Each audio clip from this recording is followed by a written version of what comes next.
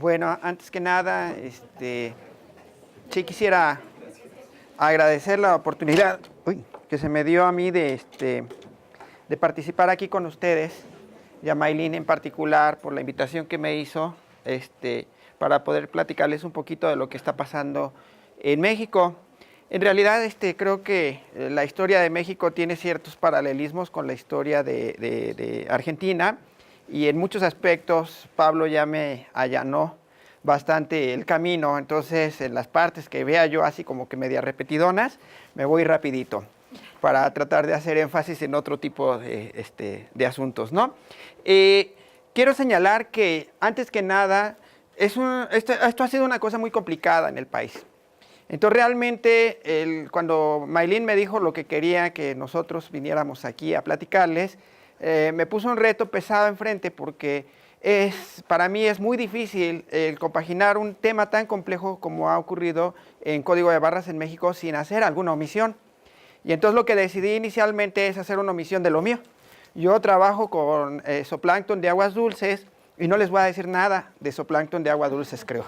Pero bueno, el asunto es que, como ya les dijo Pablo, México desde el inicio participó dentro de este proyecto como un nodo regional, y como dijo también Pablo, eso dependía de la cantidad de dinero que se le ponía dentro de cada país.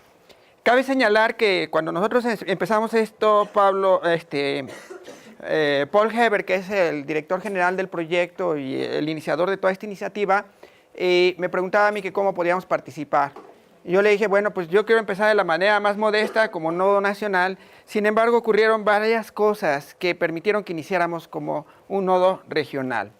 Y una de esas cosas es que en realidad en México hay un paradigma muy curioso.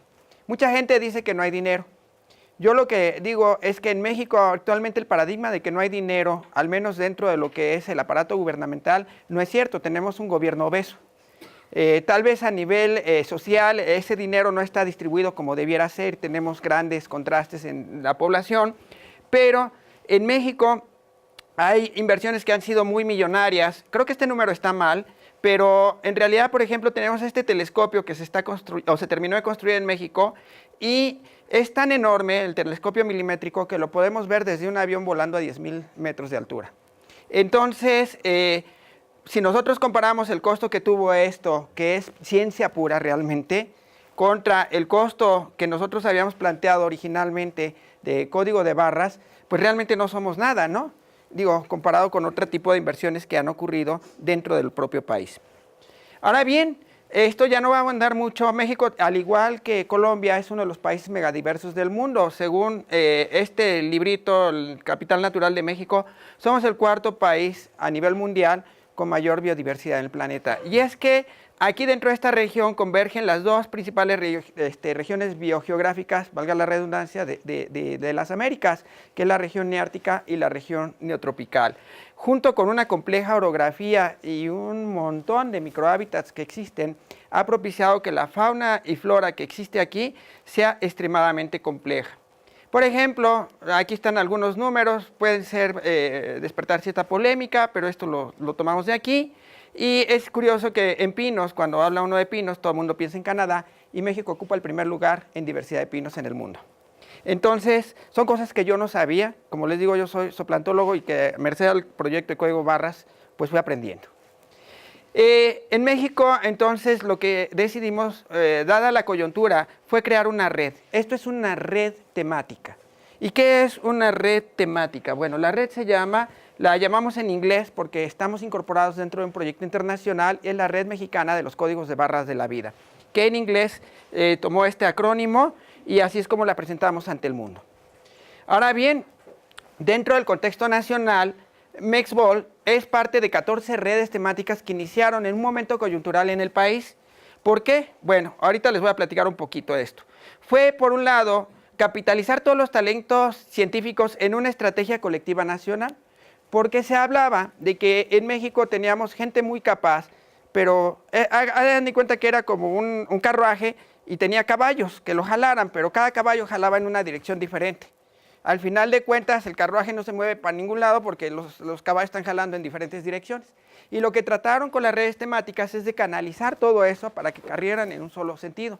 Esto tuvo que tirar al suelo muchos conceptos o estructuras mentales de nosotros mismos, porque en México básicamente se trabaja de manera individual. Es decir, los científicos en México conforman lo que le llamamos islas de conocimiento, y esas islas de conocimiento no interactúan unas con otras, sino que trabajan de manera aislada dentro del mismo país. Entonces ellos trataron de capitalizar todo eso dentro de un tema, y entonces fueron las redes temáticas, se lanzó una gran convocatoria a partir de un proyecto fallido del propio Consejo Nacional de Ciencia y Tecnología, que fue el de los megaproyectos. Cuando se lanza la convocatoria de megaproyectos, llegaron megaproyectos de todo el país, y resulta que el conjunto de todos esos megaproyectos se comía todo el presupuesto federal, no del CONACYT, sino de todo el país, porque llegaron de todos lados. Entonces, decidieron cambiar la cuestión e iniciar con las redes temáticas, y entonces, dentro de lo que es la Dirección Adjunta de Desarrollo Científico, hay una subdirección que se llama Redes Temáticas. El actual director es esta persona, Luis Gerardo Hernández Sandoval, pero sí quiero señalar que ha habido un desfile de gentes. Él es el quinto jefe que tenemos en redes temáticas desde que inició el tema, por ejemplo, desde el lanzamiento formal de la nuestra, que fue en 2010. O sea, de 2010 a 2014 tenemos 5 cambios de jefes de redes temáticas. Eso nos ha creado una situación complicada. Y bueno, pido una disculpa de esta diapositiva en inglés, pero como les digo, el arranque oficial fue en 2010. Estas son las diferentes redes temáticas iniciales, y bueno, las metas que tenían estas redes temáticas en común eran estas redes. Inicialmente fueron 167 en todas las redes temáticas, y aproximadamente 1.163 investigadores involucrados en este asunto de las redes temáticas. Una de ellas fue la nuestra, que fue por invitación, a diferencia de las otras. La nuestra fue invitada, y luego les voy a explicar por qué fue invitada. Y todas las redes temáticas se manejan a través de lo que le llamamos un comité técnico académico.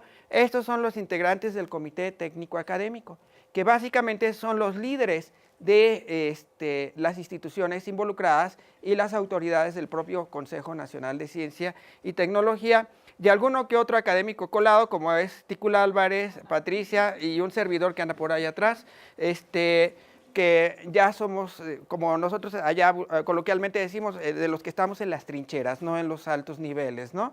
Entonces, somos los que hemos continuado con realmente la cuestión de redes temáticas. La mayor parte de esta gente ha cambiado.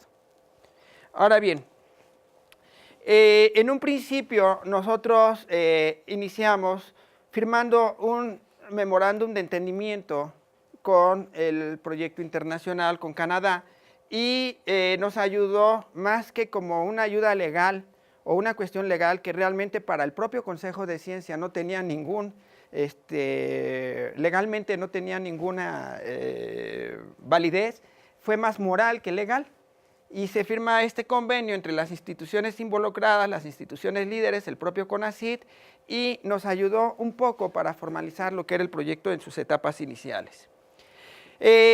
Realmente las redes nacen con una serie de retos muy grandes. Como ya les dije, en México la gente está acostumbrada o tiene el concepto de trabajar individualmente. Existe normalmente un líder científico, ese líder científico forma su propio grupo alrededor, que es lo que conforma esa isla de conocimiento, y pues ahí está nada más. En este caso se trataba de un proyecto colectivo, y ahí es donde nosotros tuvimos que luchar a contracorriente, porque el propio sistema de ciencia en México hace que nosotros tratemos de ser individualistas. ¿Por qué? Porque gran parte de lo que es nuestro salario se compone por lo que son los estímulos de productividad, y la productividad significa artículos, y dentro de esos artículos significa que seamos el primer autor o autor único de esos artículos. En la actualidad es algo muy complejo en grandes proyectos de ciencia. Por otro lado, en el particular, esto fue en general, en particular, vimos que los taxónomos tradicionales no quieren o no están de acuerdo con los datos moleculares. Como decía Pablo, parece que sentían que les van a robar, la gente del área molecular les va a robar los pocos centavos que pueden tener para sus propios proyectos. Y entonces muchos no lo aceptaron o no lo han aceptado todavía, este asunto de los datos moleculares. Y por otro lado, hay instituciones en México de primer nivel que tienen facilidades en biología molecular. Tenemos el ANGEBIO, que es el Laboratorio Nacional para la Genética de la Biodiversidad. Este laboratorio es gigantesco y está liderado por, no sé si ustedes lo sepan, pero la primera persona que modificó una planta genéticamente fue un mexicano. Esto lo pueden ver en el Nature de mayo del año pasado, del 2 de mayo, en donde celebran los primeros 30 años de la primera planta modificada genéticamente. Y les ganó por varios meses, porque en Estados Unidos claman que ellos fueron los primeros, les ganó por varios meses al artículo que ellos publicaron en PNAS. ¿Sí? Este fue su trabajo y bueno, como es una persona de mucho poder y de mucha capacidad, realmente lidera actualmente un laboratorio de punta que podríamos decir tiene todo lo que nos podamos imaginar en cuanto a biología molecular. Sin embargo, no son de fácil acceso a la mayoría de los investigadores porque estas técnicas todavía, como todos ustedes lo saben, en algunos momentos pueden ser muy costosas. Ahora bien, la mayoría de los investigadores que tienen biología o que trabajan con biología molecular lo que buscan es construir su propio laboratorio. Esto nos incrementa los costos. ¿Por qué? Porque entonces estamos replicando muchas veces equipos, se compran reactivos en pequeña escala y al comprarlos en pequeña escala entonces los costos se elevan, en fin, y por lo tanto ellos buscan construir sus laboratorios y en la mayoría de los casos, como no tienen una formación taxonómica ni tienen mucha idea de lo que son las colecciones, secuencian un organismo o lo procesan con lo que les interesa y lo desechan. Esto ha creado o crea un problema grande porque a final de cuentas ellos identifican el organismo como creen que es y muchas veces resulta que la identificación está equivocada. Por otro lado, también tenemos un problema, ¿no? Y un problema que tiene que ver un poco con estar junto al gigante que es Estados Unidos. En México hay un nacionalismo muy fuerte, muy acendrado. Entonces se mira hacia el norte con recelo, con bastante recelo. Y entonces algunos investigadores nos han cuestionado muchísimo por qué va a llenar una base de datos como es la de Bolt que está fuera del país. Hagamos nuestra propia base de datos, ¿sí? Nos cuestiona mucho eso. ¿Por qué no tengo mi propia facilidad aquí para secuenciar? Yo quiero tener mi facilidad aquí para secuenciar, ¿sí? Y entonces ahí es donde se empiezan a presentar problemas porque para que tengamos una facilidad de secuenciación necesitamos procesar en alto volumen. Si procesamos en bajo volumen, pues obviamente los costos otra vez se incrementan y por lo tanto no podemos ser competitivos. Entonces es otro de los retos que tenemos. Por otro lado, desconfían a subir sus datos a la red. Los investigadores no quieren ver sus datos en Internet. Entonces, ese es otro de los grandes problemas que nosotros tenemos porque dicen que se los van a robar. Y por otro lado, hubo oportunismo o ha habido oportunismo de muchos investigadores que tratan de construir su laboratorio, pero cuando ven que no lo pueden hacer, entonces desaparecen. Simplemente ya no se vuelven a presentar. Todo eso han sido retos que nosotros hemos tenido que enfrentar a la hora de la construcción de la red. Por lo tanto, para poder solventar esa serie de retos que incluso nosotros ya vislumbramos desde el inicio, desde antes, es seguir una serie de estrategias y que fueron, primero, nos vamos a incorporar al megaproyecto AIBOL como un nodo regional. Esto fue en virtud de la cantidad de fondos que nosotros en un momento dado pudimos ver que podríamos contar. Los investigadores mexicanos le tienen que dar un valor adicional a su trabajo normal. Es decir, nosotros no vamos a invitar a gente que nada más venga a hacer código de barras, sino que ya está trabajando, que ya está relacionada con colecciones y que por lo tanto quiera darle el valor adicional que sea un carácter más que están ellos obteniendo dentro de su trabajo normal y que no exista un costo adicional a sus proyectos, sino que al contrario, nosotros los ayudemos un poco en eso. Entonces, la gente que ya está trabajando, que se incorpore dentro del proyecto de código de barras. Por otro lado, obtener fondos económicos. ¿Quiénes fueron? El Consejo Nacional de Ciencia y Tecnología y la Comisión Nacional para el Conocimiento y Uso de la Biodiversidad, que es la CONABIO, por su acrónimo en México, que es la entidad que se creó en México para cumplir con los compromisos de la Convención de la Diversidad Biológica a nivel mundial. También tenemos recursos internacionales, programas internos de las propias instituciones, porque muchas instituciones son muy grandes en México. Digo, solo la Universidad Nacional Autónoma de México, nada más para que tengan una idea, tiene un universo de 320,000 estudiantes y 22,000 profesores. Entonces, tiene sus propios programas internos y dentro de esos programas también hemos incidido. No se cobran costos para obtener, hasta donde se pueda, a las secuencias ni al procesamiento molecular, y no se pide el aprendizaje de técnicas moleculares a profundidad, que es una de las cosas que también involucran cierto rezago.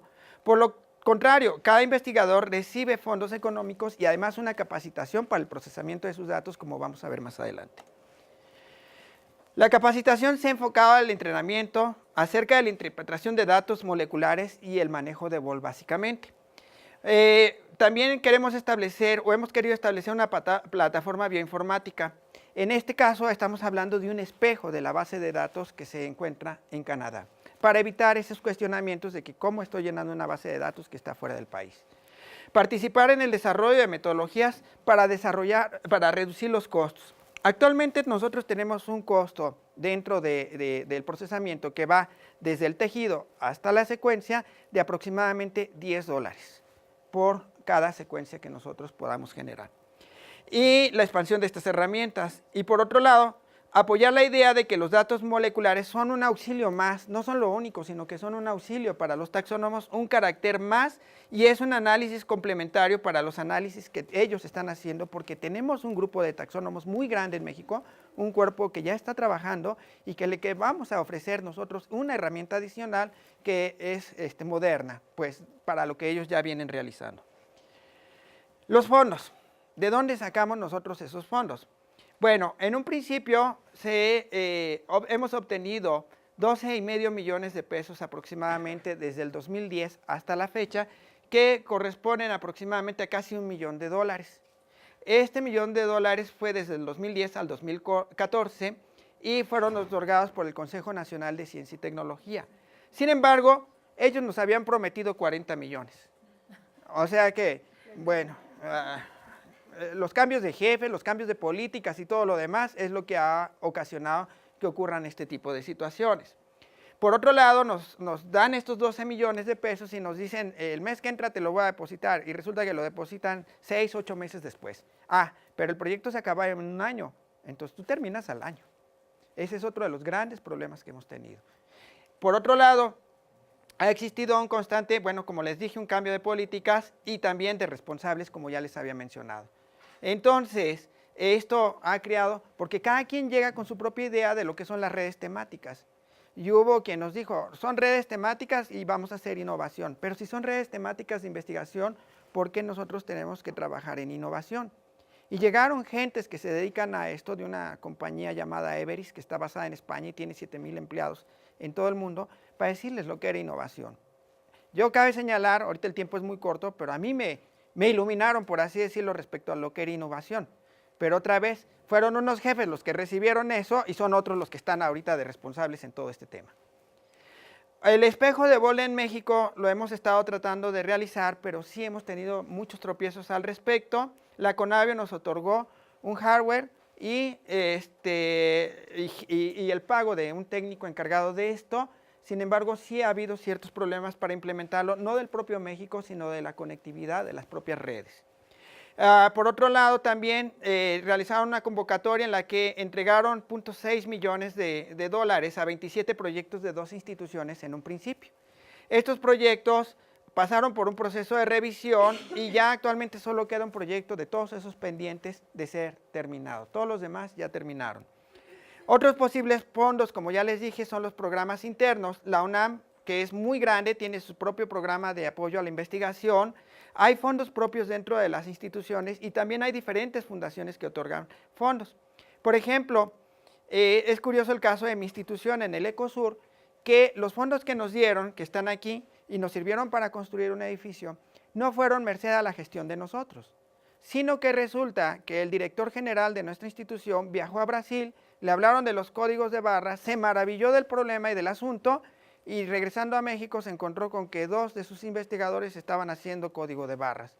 Entonces, de ahí es de donde se logra nosotros obtener esos fondos para construir un edificio pequeño, pero que está dedicado a este tema. Si nosotros nos ubicamos entonces dentro de lo que es la línea del tiempo de lo que ha ocurrido en México, es lo siguiente. Nos llevó 2 años, del 2008 al 2010, por eso lo pongo como -2, en lo que fue la negociación y la preparación del proyecto ante lo que fueron las principales entidades financiadoras dentro del país. Nos dieron los fondos iniciales, arrancamos con los laboratorios para construirlos y hacerlos, armarlos, y obtuvimos los primeros resultados ya como red, vamos a decirlo, porque nosotros ya llevábamos tiempo atrás trabajando esto. Luego consolidamos nuestros laboratorios, nos propusimos llegar a 20,000 secuencias por cada uno de los laboratorios, eso quiere decir aproximadamente 60,000 secuencias a nivel anual. Vamos a hablar más bien de reacciones que de secuencias. Y luego dar un apoyo a lo que son las colecciones e iniciar lo que es el espejo de México de la base de datos BOL. En el año 2 continuamos básicamente con esto y empezamos con lo que es el fomento de la criopreservación de los tejidos asociados a las colecciones. Finalmente continuamos con la misma meta de estos 20,000, pero ya empezamos en el terreno de la aplicación de los códigos de barras. Vender los códigos de barras ya que los tenemos, o sea, ya empezar en el terreno de las aplicaciones. Y participar en diferentes temas de iBol, de los cuales ya Pablo ya les platicó un rato. Entonces, si nosotros nos ubicamos en la línea del tiempo, estamos aquí donde marca la barra roja. Nos falta de hacer esto del último año, ¿sí? Que es tener una buena proporción del material de colecciones secuenciado, lo que se pueda secuenciar, porque nosotros sabemos, es más fácil secuenciar colecciones en seco y que son jóvenes o relativamente jóvenes. El material que está en formol no se puede secuenciar, o el material que es muy antiguo tampoco se puede secuenciar. Continuar con el terreno de las aplicaciones para tratar de obtener otro tipo de fondos y una revisión global de las metas y el establecimiento de nuevas metas, que es algo también que va a ir muy paralelo a una reunión que vamos a tener a fines de, hoy es octubre, ¿verdad? Sí, de este mes en Alemania, donde vamos a decidir hacia dónde se va a mover todo el proyecto internacional. Bueno, eso es en teoría creo que lo que nos proponemos, si no me equivoco, ¿verdad, Pablo? Bueno. Ahora bien, dentro de esto del primer año, el 30% del presupuesto fue utilizado para crear lo que es el Laboratorio Nacional con 3 sedes. Una en La Paz, aquí en Baja California, que es la sede norte, otra la sede centro, que es en el Instituto de Biología de la Universidad Nacional Autónoma de México, y otra que es en el Ecosur, en la unidad Chetumal, porque Ecosur cuenta con 5 diferentes, vamos a decir, sedes. Aquí tenemos el fondo, la inauguración del nodo Chetumal, que logramos hacer en marzo del 2011, en donde ya contábamos con un laboratorio del cual habíamos iniciado. Aquí había un terreno, era un terreno baldío, y bueno, se construyó el edificio y se equipó el edificio con ese fondo inicial que nos dio el CONACYT. Y esto se hizo dentro de un marco en donde ya habíamos nosotros brincado a una etapa. Imaginen, estamos inaugurando el edificio, pero estamos generando un taller de cómo publicar datos generados. O sea, ya llevábamos, no porque no tuviéramos nada, ya llevábamos un rato andando con esto, ¿no? Y hay quien se ha dedicado mucho a la difusión. El proyecto MEXBOL ha aparecido en prácticamente todos los periódicos de México, ha aparecido en los programas de televisión, en noticieros, en horas tope a las 9 de la noche. Entonces, hemos tratado de tener una gran difusión a nivel de la sociedad en general. Las instituciones involucradas en este momento son aproximadamente 15 instituciones con aproximadamente 104 académicos de manera formal. De manera informal llegamos, yo creo que a duplicar ese número. ¿Qué actividades hemos realizado en estas redes desde que nosotros empezamos, propiamente dicho, como redes? Como actividad internacional, en primera cosa, nosotros buscamos tener la presencia dentro del iBol. Esta es la página del proyecto internacional. Aquí está la parte de la participación de México, en donde yo soy el representante y mi suplente es la doctora Virginia León Regañón de la Universidad Nacional Autónoma de México. Entonces, siempre hemos tenido presencia dentro del proyecto internacional. Por otro lado, hemos organizado diferentes reuniones de nivel internacional dentro del propio país. Creamos, por ejemplo, en 2008, como les digo, ya cuando la red se inaugura oficialmente, nosotros ya llevábamos un camino andado, y esto, por ejemplo, lo hicimos en el año del 2008. Participaron 38 personas que estaban trabajando con peces de 7 países y fue de Centroamérica hacia el norte. El reporte lo pueden ver en esta y lo financió básicamente el consorcio del cual ya les habló Pablo Tubaro, del consorcio basado en el Smithsoniano. Ellos nos dieron el dinero para traer a esta gente, para armar el simposio, etc. También nos embarcaron, por así decirlo, en organizar la tercera conferencia internacional. Sandra ya estuvo, Maylin también, sí fuiste allá, no estuviste tú, pero Sandra sí estuvo allá, y hubo gente de aquí que está en este salón que estuvo en esta reunión, hubo 371 delegados de 45 países en esta reunión que se llevó a cabo en la Ciudad de México, y la institución que lo recibió fue la Universidad Nacional Autónoma de México. Fue pues ya hacerse notorio, y obviamente esto no fue en el año 2010 cuando arranca nuestra red de manera oficial, fue en el año 2009. También nos hemos reunido con diferentes sociedades, representantes de la propia red se han reunido con representantes, aquí tenemos un ejemplo con Guatemala, pero lo hemos hecho con Belice, con Brasil, con Argentina, y hemos empezado también con Perú. Entonces hemos tratado de tener también una presencia regional e internacional. Por otro lado, de las acciones que hemos realizado nosotros en nuestro país son las siguientes. Tuvimos una acción de arranque que quisimos que fuera así bonita. Aquí está el que era en ese entonces el director de toda la dirección que abarcaba, incluidas las redes temáticas, y aquí está Paul Heber, la directora del Instituto de Biología, en la acción de arranque que se llevaba a cabo en un lugar muy bonito que es el Universum. Se transmitió por televisión, apareció en los periódicos, hicimos un póster alusivo al asunto, y bueno, todo esto arrancamos, ¿no? Desde entonces hemos llevado a cabo 17 talleres, no, son 18, aquí la cuenta está mal, son 18 porque acabamos de terminar uno la semana pasada, entonces ya son 18, en donde es en todo el país. Por ejemplo, aquí tenemos en La Paz, hemos hecho en el Instituto de Biología, en otra ciudad llamada Cuernavaca, y en mi propia sede hemos llevado a cabo 7 talleres. En todos los talleres hemos dado entrenamiento para la obtención de los tejidos, básicamente, la preparación del material para mandarlos a los nodos y el entrenamiento para utilizar la base de datos Vault. Empezamos con los talleres haciéndolos de 2 días. Ahorita actualmente los talleres duran más una semana como mínimo y son de 8 horas diarias. Eso es lo que hemos llevado a cabo dentro de lo que son los propios talleres, y como ven están bastante nutridos de gente. Esta es una foto de Chetumal, donde ha viajado gente de todo el país para llevar a cabo el taller. Aquí ocurrió algo, déjenme ver. ¿Cuál es el de regresar? Y el último, como les dije, fue la presentación de resultados y la publicación de los mismos, que yo creo que ha sido uno de los éxitos más grandes que hemos tenido, como van a ver a continuación. También hemos tenido reuniones, el CONACYT nos obliga en cierto modo a tener una reunión presencial con todos los miembros de la red. Esta es una foto panorámica de la primera reunión que fue en el 2012 y acabamos de tener otra segunda reunión en el 2014.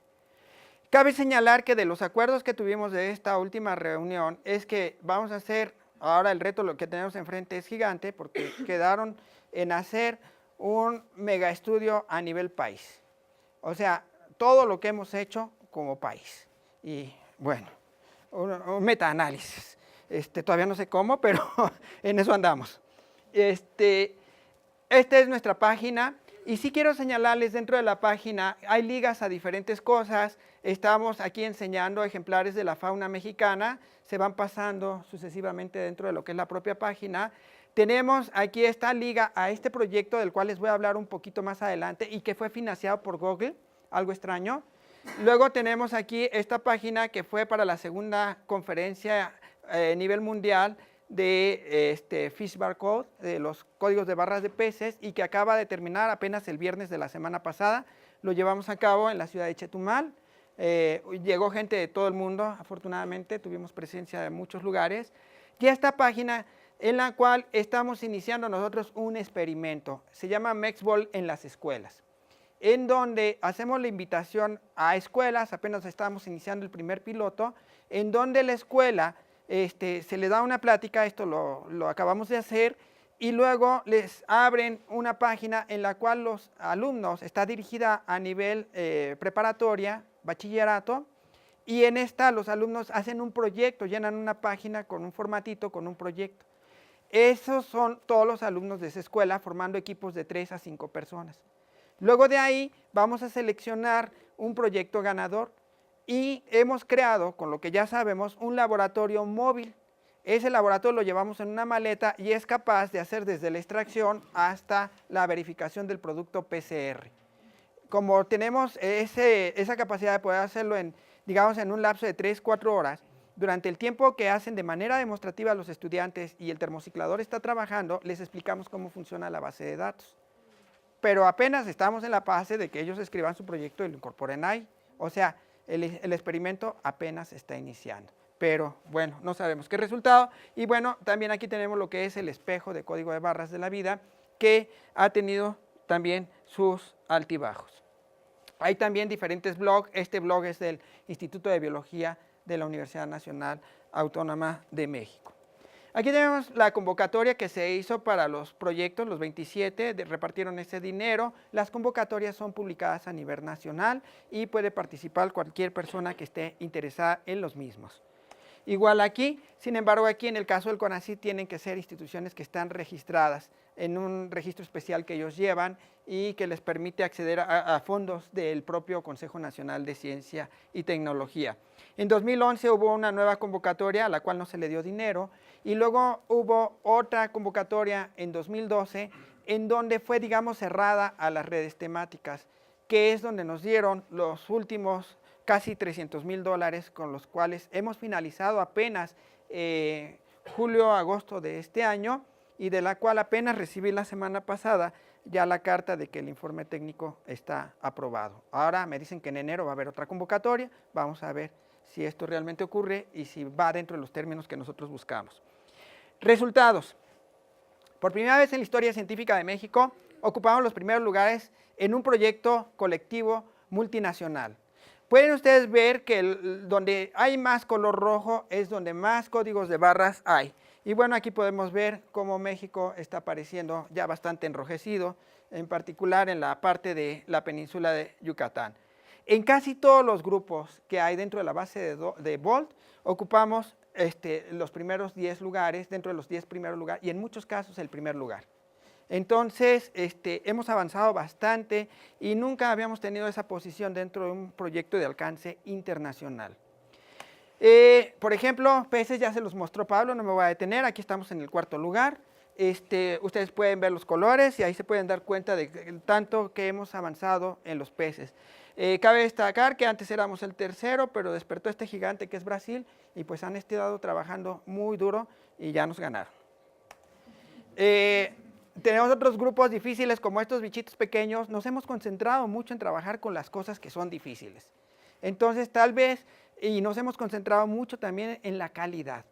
Entonces, en este caso, fuimos el primer país que logró obtener a nivel masivo secuencias de estos organismos y entonces ahorita ocupamos el primer lugar, no sé por cuánto tiempo, pero en este momento tenemos el primer lugar en este grupo de zooplancton, que es muy difícil, muy complejo de trabajar. En los pinos ocupamos el primer lugar y en algunos hongos también estamos dentro de los primeros lugares. Entonces, realmente la gente ha trabajado mucho con los códigos de barras, pero no solo hemos sido maquiladores de código de barras, porque es algo que nos han cuestionado mucho, incluso dentro del propio Consejo de Ciencia, que si lo único que estamos haciendo es maquilar y procesar y entregar códigos de barras. Esto son las publicaciones generadas y aquí tenemos el efecto de la red de las publicaciones generadas dentro del país. Entonces hay un incremento dramático a partir de la organización de la propia red. Por otro lado, los taxónomos tradicionales pueden publicar sus artículos normalmente en revistas con factor de impacto que oscila entre 0 y 1 a nivel mundial y ha permitido que brinquemos de estos valores a más de 4, en algunos casos hasta 7 en el factor de impacto. Entonces, por primera vez, muchos taxónomos mexicanos están publicando en revistas que tienen un factor de impacto que es de 2 o 3 veces la magnitud de las revistas en las que normalmente venían publicando. Alguien podría decir, bueno, ¿Y qué es lo que han hecho? Esto es lo que hemos hecho. Hay algunos ejemplos de lo que hemos hecho. Son demasiados, no podría yo hablar mucho. Mamíferos, mariposas, descripción de especies, y hemos utilizado mucho, en el caso de especies únicas, una aproximación nueva que se llama taxonomía integrativa, en donde convergen datos de diferentes fuentes que pueden ser ecológicos, fisiológicos, moleculares y morfológicos para lograr llevar a cabo, por ejemplo, este trabajo es un ejemplo de eso, y en donde incluso nos dieron la página de la portada en esta revista cuando presentamos ese trabajo. Somos el único país, creo, hasta donde sé, ahí me dicen si mienten o no algún colega, en donde tenemos 2 volúmenes especiales para mostrar nuestros avances sobre el tema. Uno de ellos fue el de MEXBOL, que se publicó en el año de 2010, y el otro ha sido esta que se publicó apenas el año pasado, y a fines del año pasado, y que también tuvo un volumen especial para nosotros, dedicado a México. Sí se alcanza a ver, ¿verdad? Por ahí. Entonces, los resultados, como les digo, no han sido exclusivamente de eso. Por otro lado, Maylin me preguntaba de las cuestiones de aplicación, y también hemos explorado esa aplicación, pero quiero señalar muy claramente, nosotros somos científicos, o que pretendemos, vamos a decir investigadores. No somos tecnólogos y tampoco somos innovadores. O sea, son compartimientos separados, y eso sí quisiera que quedara bien claro, porque como les dije, cuando invitaron a estos de innovación a que nos dieran la plática, a mí me hicieron la luz y nos dijeron, estos son compartimientos totalmente separados. Los científicos responden sus preguntas. Los tecnólogos ven de ese universo de preguntas que están respondiendo a las preguntas, cuáles pueden ser patentables y cuáles no. Y luego llegan los innovadores que ven de ese universo de patentes y desarrollos tecnológicos y ven qué puede servir para mejorar un proceso en una fábrica, un proceso que ayude a mejorar en la sociedad en general, y van y convencen a los varones del dinero, a los ares del dinero, para que le inviertan a eso, porque actualmente cualquier innovación cuesta muchísimo dinero. Y ellos les dijeron, y ustedes pretenden que sus investigadores cierren el círculo virtuoso que le llaman investigación, desarrollo, innovación. Eso no es posible. Es un desgaste de energía y una desviación completa de la atención de los propios científicos a lo que vienen haciendo.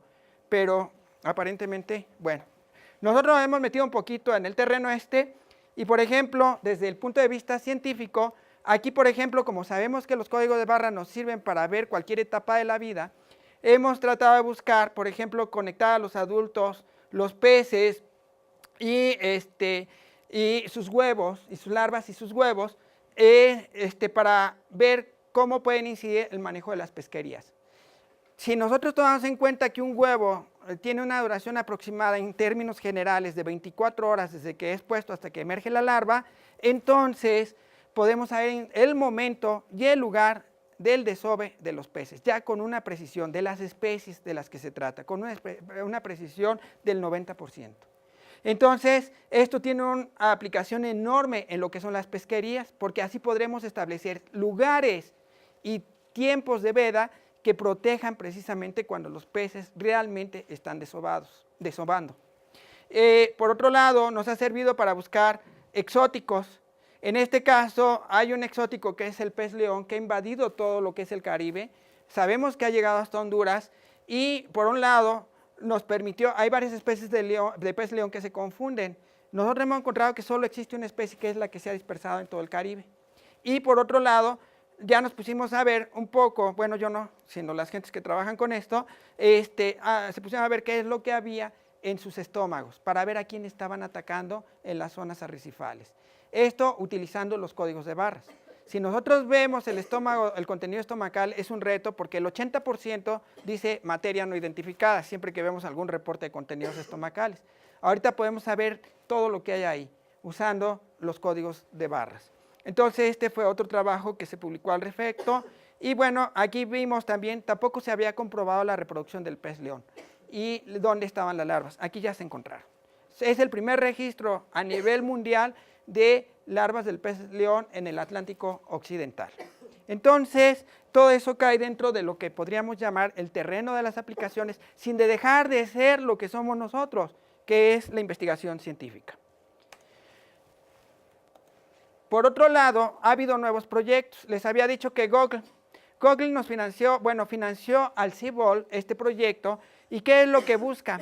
Lo que se busca dentro de esto es que todas las especies que están en la lista CITES y que son objeto de comercio internacional tengan una base de datos que respalde y que esa base de datos pueda servir como un carácter legal para poder saber, primero, qué es lo que se está llevando o se está exportando del país. Puede ser a través de trazas, como ahorita tenemos un problema grave con aletas de tiburón.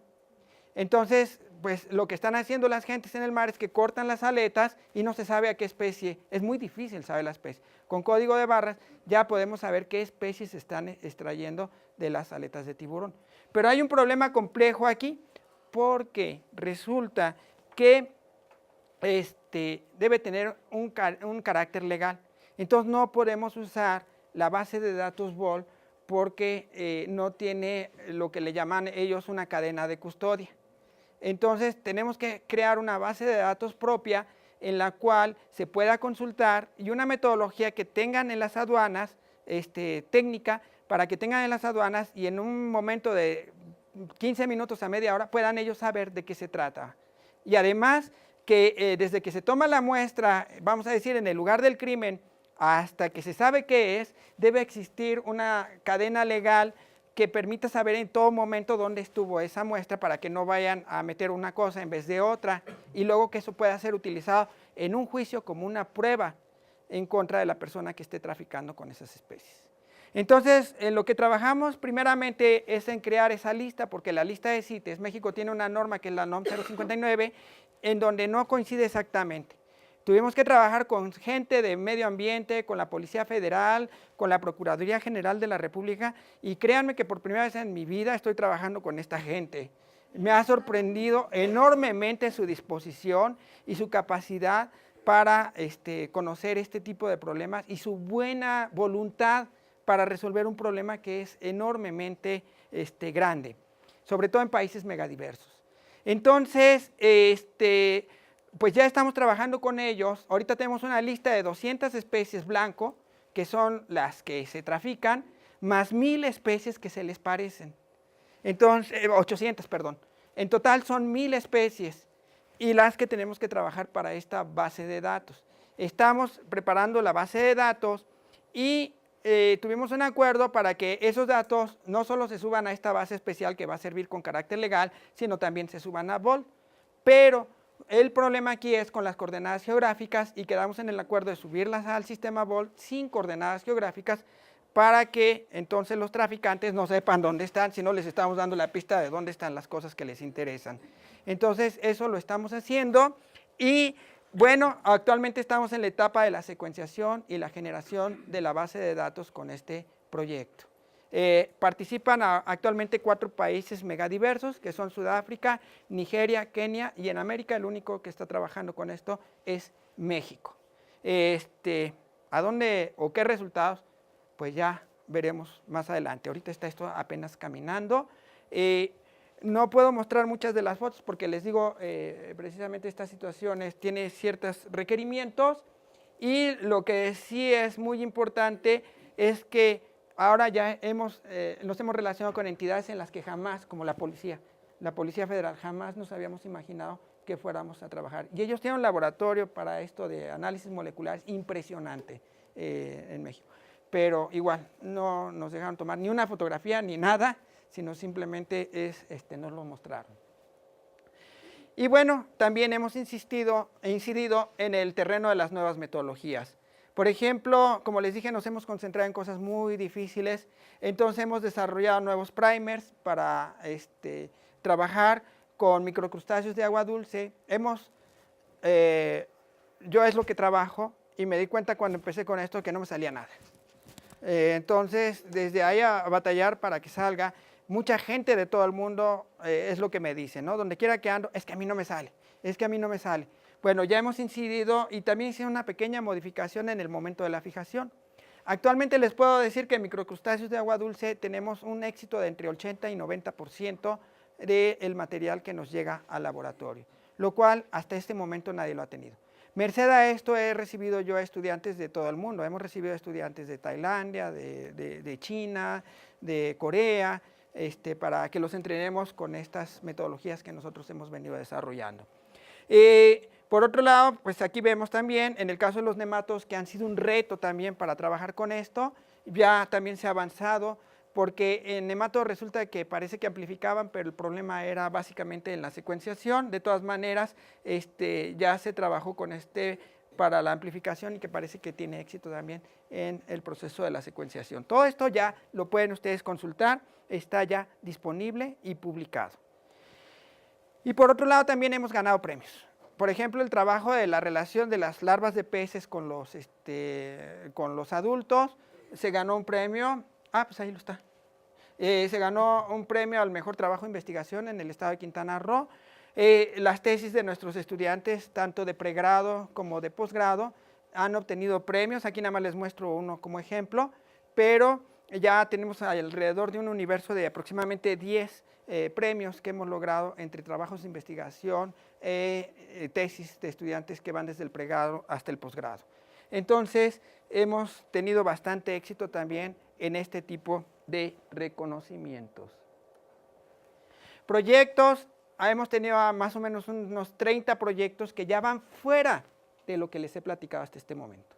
¿Por qué? Porque los laboratorios funcionan de manera que si alguien quiere someter un proyecto que involucre a código de barras, firmamos un convenio en donde nosotros les procesamos el material y ellos lo recolectan, nosotros les entregamos sus secuencias. De esa manera, ellos han podido bajar sus costos dentro del proyecto y bueno, ahorita tenemos más o menos esto, pero es en pesos mexicanos, que son aproximadamente $900,000, aparte de lo que ya hemos recibido por parte de la red directamente.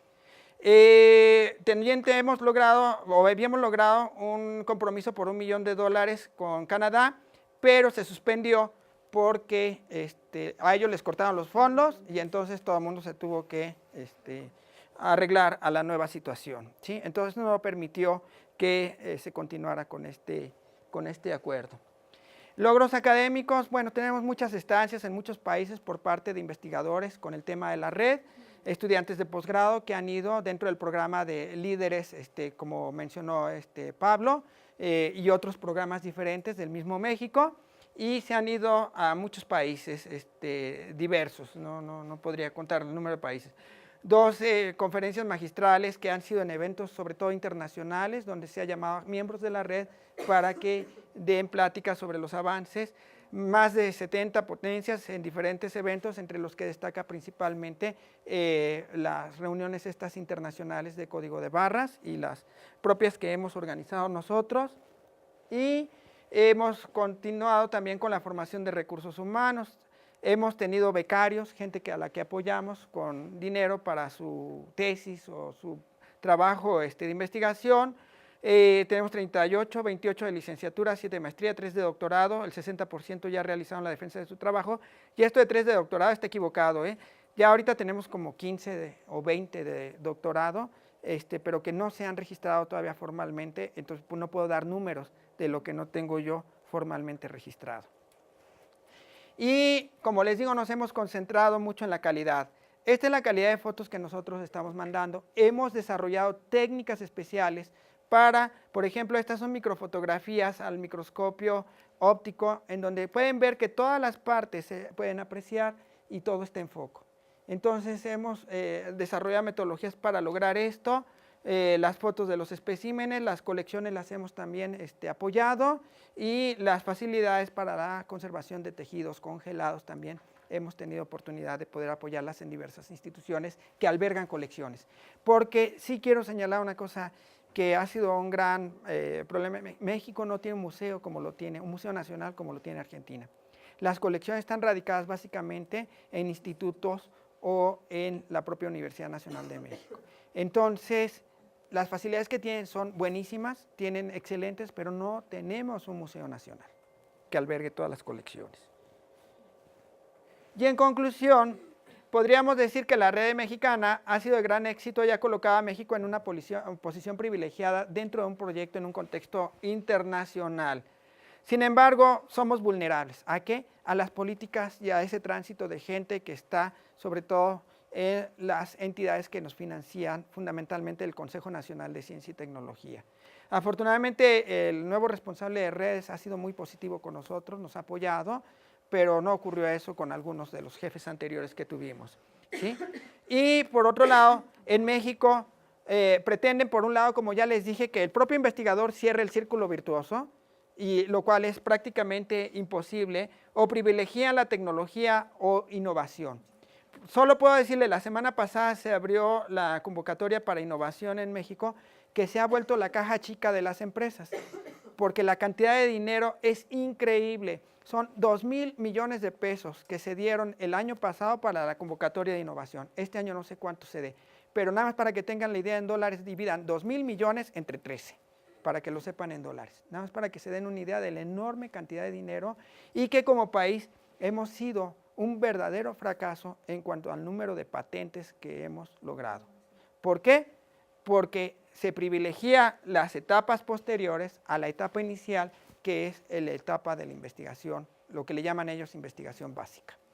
Y ha sido un fracaso, entonces, pues esto es, como país, si tomamos números fríos, somos un fracaso, realmente. Tenemos que cambiar la forma de hacer la política en este sentido, pero pues parece que nadie es profeta en su tierra.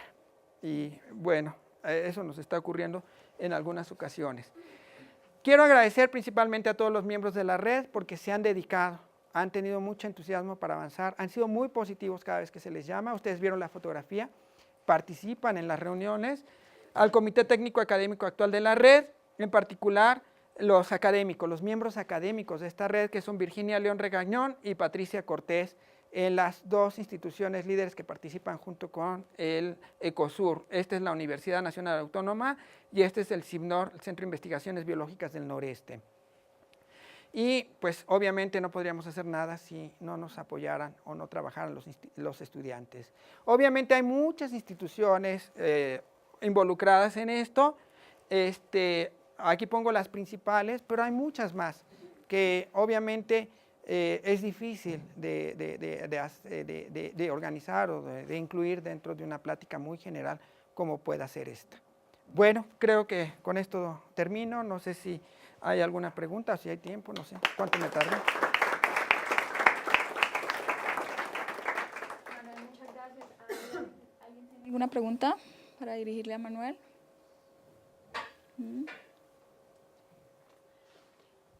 Tú nos contaste ayer en el almuerzo acerca de lo de la innovación, pero de pronto me gustaría que aquí, en este contexto, lo ampliaras un poquito más, porque yo creo que es importante para nosotros también. Pues nosotros estamos aún ni con la innovación ni con la parte básica, pero yo creo que aclarar como tu visión, como nos la contaste ayer, de la innovación, la importancia, me parece pertinente acá también. Bueno, aquí lo que ocurre es que muchas veces los grandes tomadores de decisiones lo que quieren es empezar a construir la pirámide por arriba en vez de construirla por abajo. Entonces, la innovación, digamos, es que es la punta de esa pirámide, ¿no? Ya cuando algo que hemos desarrollado de alguna forma incide como un mejoramiento dentro de una cadena productiva, como algo que va a mejorar las condiciones de la población, como algo que ya se va a aplicar directamente y que tiene ya un efecto palpable. Ahora bien, para que se haga una innovación, cualquier país requiere muchísimo dinero para que eso llegue a las cadenas productivas. Entonces, realmente, el país no es el que invierte propiamente dicho en la innovación, sino es el interés de las propias, muchas veces de las propias compañías por innovar. Y entonces ellos son los que le meten mucho dinero. En el caso de México, se invitó a una compañía que se dedica exclusivamente a innovación para que nos iluminara a nosotros, en cierto modo, ¿no? Y ellos cobraron una millonada, cobraron muy caro. Vino el propio director general de esta compañía que se llama Everis y está radicada en España y tiene alrededor de 7,000 empleados en todo el mundo. Él nos dijo, hay como 600 definiciones de innovación, ¿no? Así como hay un montón de definiciones de lo que es desarrollo sustentable. Dice, para nosotros lo que es la innovación es que cuando algo, un nuevo conocimiento, una patente, se aplica en algún proceso y entonces ya este proceso redunda en el mejoramiento de algo, ¿sí? Ya aplicado completamente. Entonces nosotros lo único que vamos a hacer es buscar dentro de ese universo de patentes, buscar dentro de ese universo de desarrollos tecnológicos qué cosa puede servir, en qué cadena o en qué servicio puede servir, y nosotros entonces convencer principalmente a la gente que tiene mucho poder económico para que puedan desarrollar ese proceso. De otra manera no se puede hacer. Ahorita el país que tiene mayor número de patentes per cápita en el mundo es Israel. No es Estados Unidos, ni es China, ni es Corea, es Israel. Y lo que ellos tienen es un grupo de gentes que nada más va y se entrevista con los investigadores y les dice, a ver, ¿tú qué estás haciendo? Él les explica. Ya después que ellos tienen ese universo de todo lo que se está investigando en el país, ellos dicen, bueno, de todo esto, esto se puede patentar, esto no, esto sí, y regresan con el propio investigador y le dicen, oye, ¿te gustaría que lo que tú estás haciendo tuviera alguna patente? Lógicamente la respuesta del investigador es, ¿qué tengo que hacer? Y ellos dicen, pues nada más, danos los resultados de tu investigación y nosotros vamos a ver la forma en que se hace la patente. Porque cabe señalar que nuestras instituciones, yo les puedo decir, el Ecosur no tiene un aparato legal para hacer patentes. Se requiere un aparato legal y además el proceso tarda aproximadamente 7 años, desde que se somete hasta que se obtiene la patente. En promedio, pueden ser muchos más. Entonces, no tenemos ni el aparato legal ni la forma de hacer el seguimiento para que nosotros podamos obtener o ver esa patente de alguna manera lograda. Pero en el punto que están ustedes, que dices que son un fracaso en las patentes, con toda la investigación que han hecho, ¿se sienten que falta ese pedazo de innovación, que ya están listos, que hay una cantidad de información científica que podría ser patentada, aplicada, o todavía falta más investigación? ¿O cómo se ven ustedes ahí? Bueno, mira, nosotros tenemos un pequeño pedacito, o lo que les mostré es un pedacito de lo que se hace en México, pero en realidad en México, si tomamos en cuenta lo que le llaman ellos el Sistema Nacional de Investigadores, es muy pequeño, somos 20,000 los que estamos ahí. Si cuentas en un país de 112 millones o 115 millones de habitantes, pues no somos nada. Entonces, aunque tú veas así algo que a lo mejor es magnífico, realmente es muy poquito. Entonces, pues obviamente eso tiene que ser ampliado, tiene que crecer y estamos en esa etapa de tratar de convencer a la gente. Es que por aquí es por donde va el camino. Primero tenemos que tener un sistema de ciencia que no lo tenemos. Tenemos científicos y muy bien preparados, pero no tenemos un verdadero sistema de ciencia. Entonces tenemos que crear ese sistema de ciencia y una vez que tengamos ese sistema de ciencia, entonces ponernos a trabajar en la siguiente etapa. Pero realmente yo te podría decir que es todavía muy modesta la aportación de México porque es muy pequeño todavía. Es muy eficiente, vamos a decirlo, pero es muy pequeño. Usted tocó un punto muy sensible, que es la diferencia que hay entre la caracterización molecular de los individuos y de las especies y, dijéramos, la caracterización del ambiente del que vienen, por los temores políticos y sociales de que se revele. ¿Qué se está haciendo para mantener una base de datos suficientemente precisa de todas esas colecciones para asociarlas a las caracterizaciones moleculares? Bueno, de hecho, ahorita tenemos un problema grave enfrente porque hay instituciones muy grandes en México. Y ayer precisamente yo le mostraba a una de mis colegas aquí que México parece que cada institución está haciendo su propia base de datos. El punto de articulación que tenemos en esas bases de datos, vamos a decir que la CONAVI está generando, que la propia UNAM está generando, es un esfuerzo. BOLD ocupa un punto muy interesante porque articula ambas cosas. Entonces ahorita lo que estamos buscando es crear un sistema en el cual aparezca como una especie de adición y que sea lo suficientemente flexible para poderlo pegar en esos sistemas que está creando cada quien de manera individual. Pero eso requiere un gran desarrollo bioinformático. Y bueno, es, creo, el camino que vamos a tratar de avanzar a la siguiente etapa. Pero es muy complejo, muy difícil y desde el punto de vista tecnológico también nos implica un reto y también desde el punto de vista personal, porque eso quiere decir que nos abran sus sistemas, y eso no está fácil, realmente. Pero bueno, Vault es un buen punto de articulación de todo esto, porque Vault involucra tanto los datos de la colección como los datos moleculares. Los integra los dos en una sola cosa. No sé si contesté.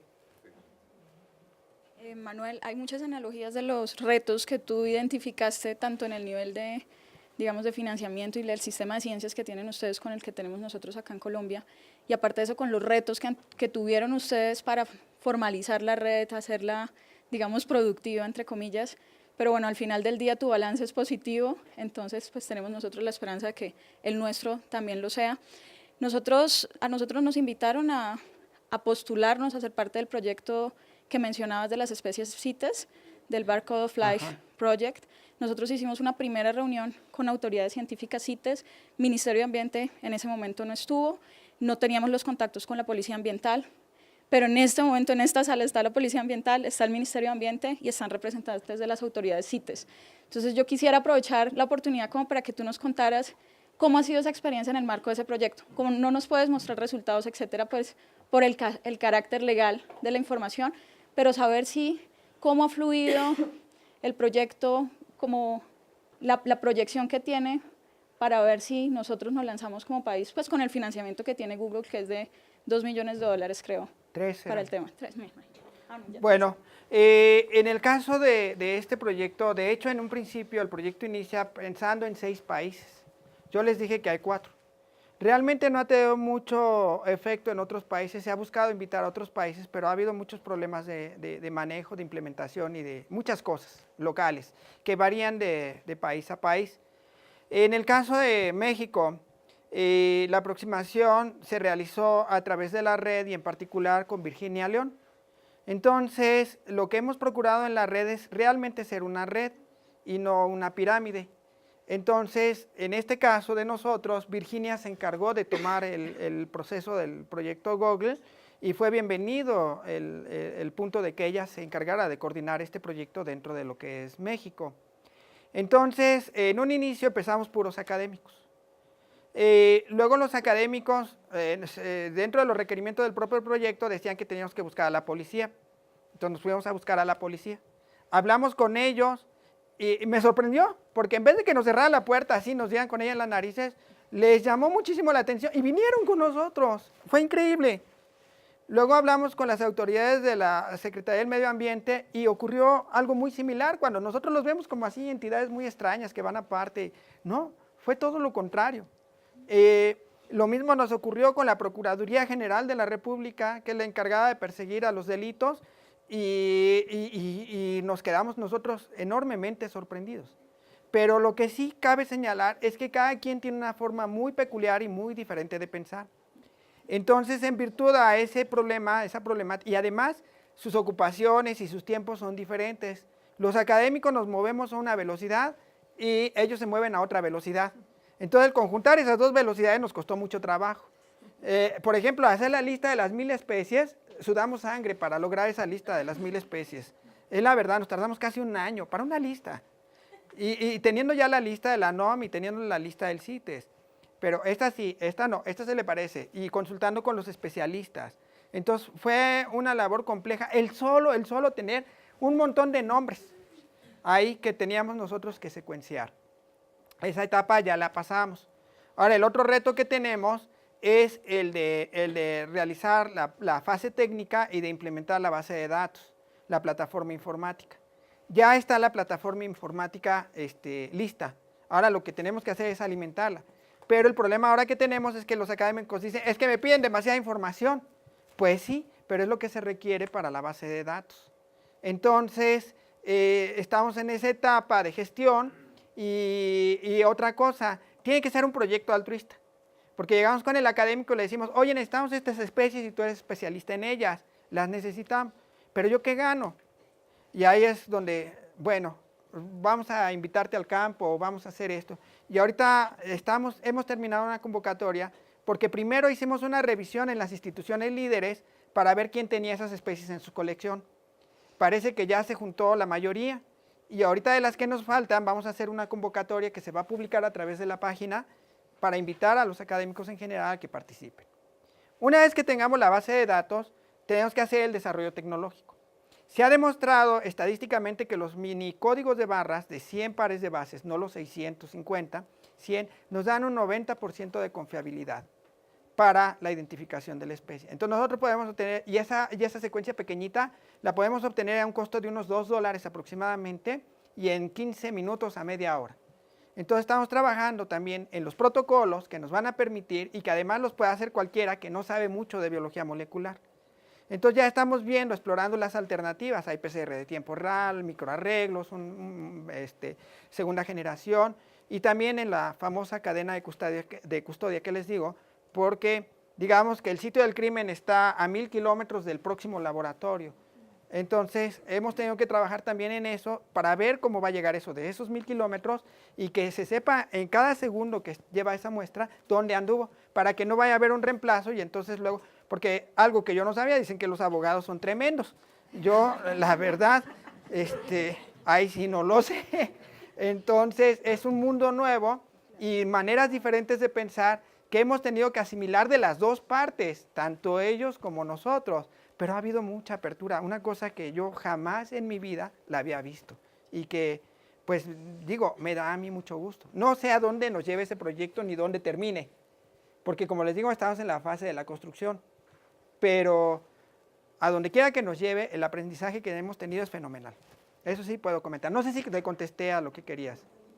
Totalmente, y pues aquí mensaje para la policía y Ministerio de Medio Ambiente. Somos capaces de adaptarnos a velocidades diferentes y a maneras diferentes de pensar. Entonces aquí estamos, tienen una red de académicos, de instituciones nacionales ambientales, poniéndoles toda la experticia y el conocimiento para la construcción pues, de esta base de datos del país, que ya ven los alcances que tiene. Manuel, muchas gracias. Gracias a ustedes.